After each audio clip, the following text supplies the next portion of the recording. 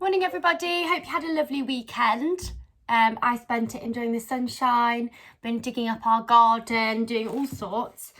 So I thought we would go back for another chapter of George's Marvellous Medicine by Roald Dahl. So last week we left it on what's called a bit of a cliffhanger, where George's grandma had shouted medicine time, and he was coming with his marvellous medicine that he's made, that he's managed to make look exactly like his grandma's medicine. And this chapter is called Grandma Gets the Medicine. So if you haven't seen the other chapters, go watch those first, because then this will be much more interesting. And let's see what happens. Grandma gets the medicine. Grandma sat hunched in her chair by the window.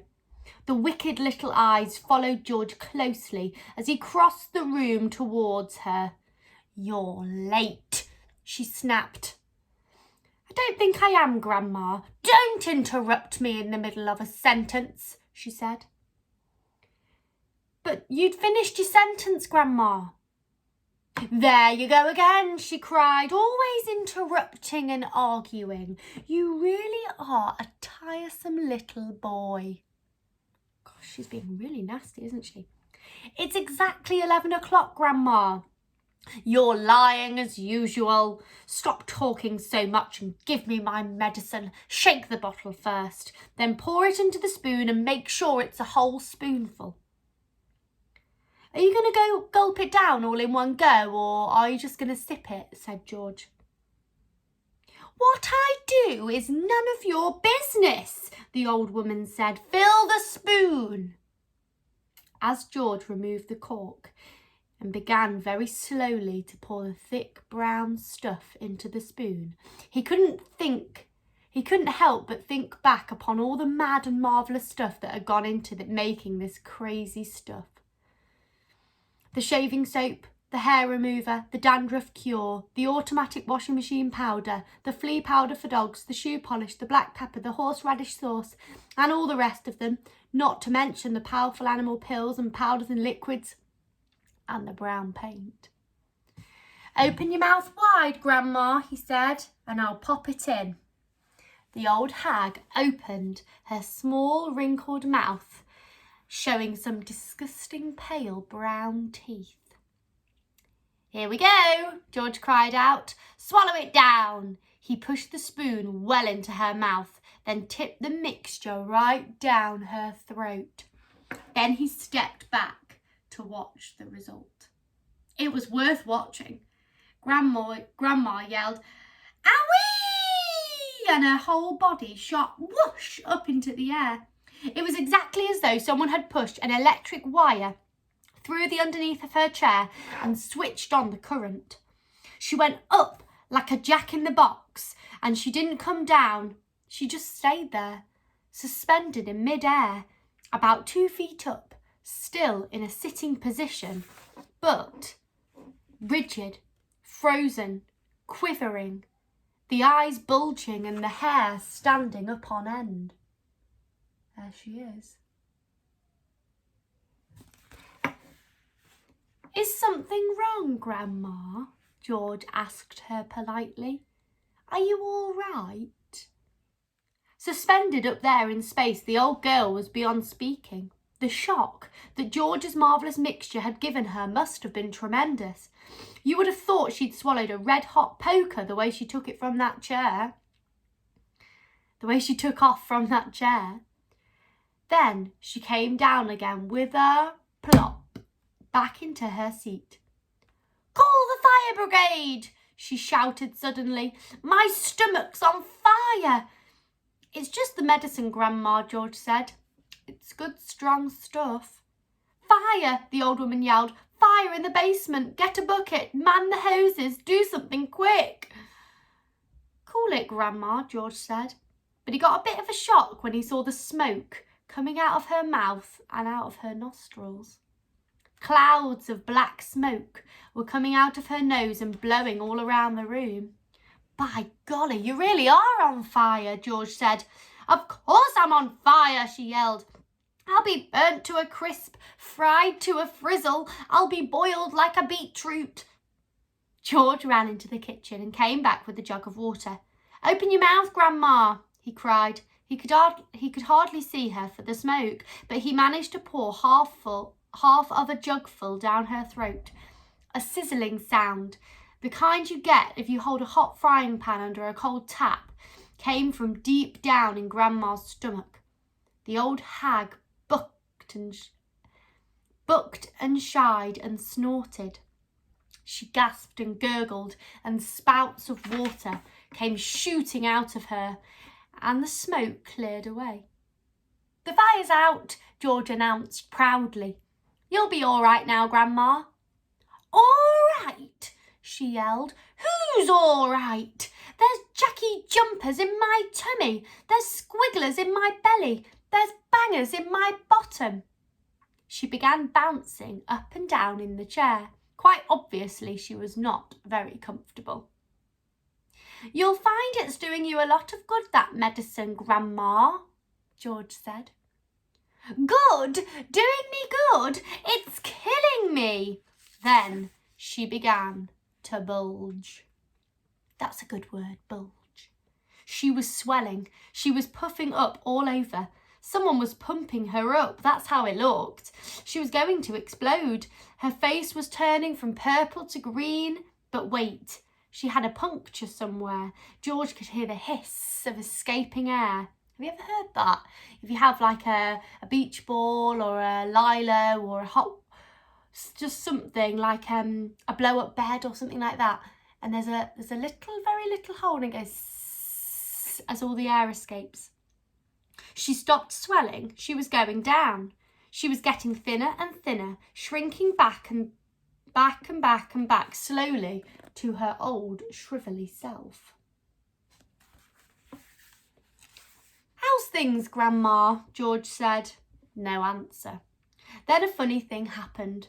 Grandma's body gave a sudden sharp twist and a sharp jerk, and she nearly flipped herself clear out of the chair and landed neatly with 2 feet onto the carpet. "That's terrific, Grandma," George cried. "You haven't stood up like that for years. Look at you. You're standing up all on your own and you haven't even got your stick." Grandma didn't even hear him. The frozen pop-eyed look was back again. Now, she was miles away in another world. Marvellous medicine, George told himself. He found it fascinating to stand there, watching what it had done and was doing to the old hag. What next, he wondered.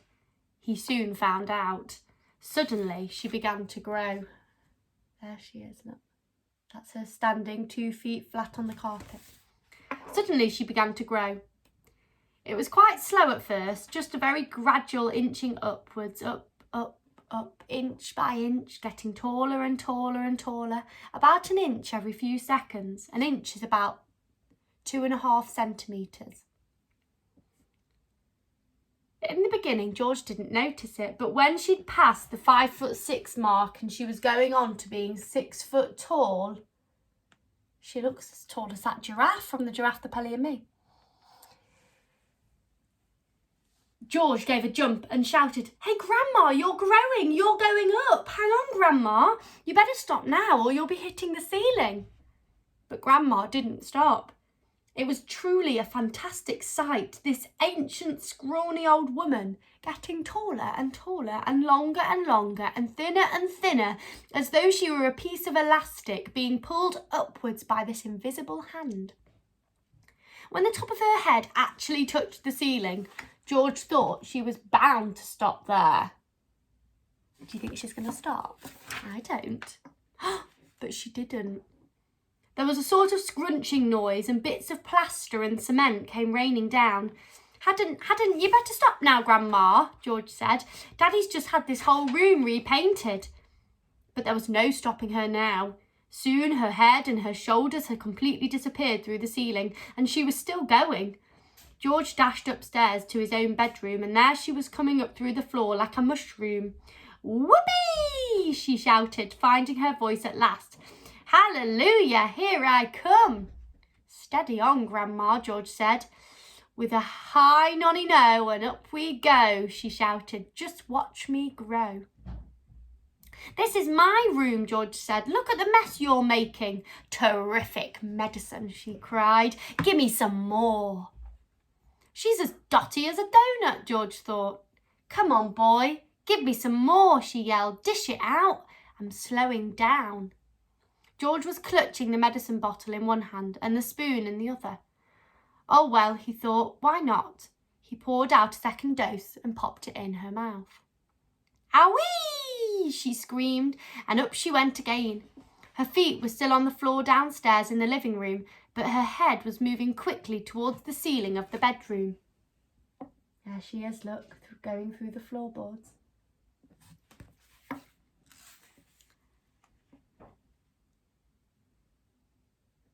I'm on my way now, boy, she called down to George. Just watch me go. That's the attic up above you, Grandma, George called out. I'll keep out of there. It's full of bugs and bogles. Crash! The old girl's head went through the ceiling as though it were butter. George stood in his bedroom gazing at the shambles. There was a big hole in the floor and another in the ceiling, and sticking up like a post between the two was the middle part of Grandma. Her legs were in the room below and her head in the attic. I'm still going, came an old screechy voice from up above. Give me another dose, my boy, and let's go through the roof. No, Grandma, no, George called back. You're busting up the whole house. To heck with the house. I want some fresh air. I haven't been outside for 20 years. By golly, she is going through the roof, George told himself, and he ran downstairs. He rushed out of the back door into the yard. It would be simply awful, he thought, if she bashed up the roof as well. His father would be furious, and he, George, would get the blame. He had made the medicine. He had given her too much. Don't come through the roof, Grandma, please, he prayed. Please don't. There she is in the living room with her legs. And there he is looking up to the roof with those chickens outside thinking, oh, please don't go up through the roof. Right, we're going to stop there. I hope you enjoyed that chapter today. I think that's been my favourite chapter so far.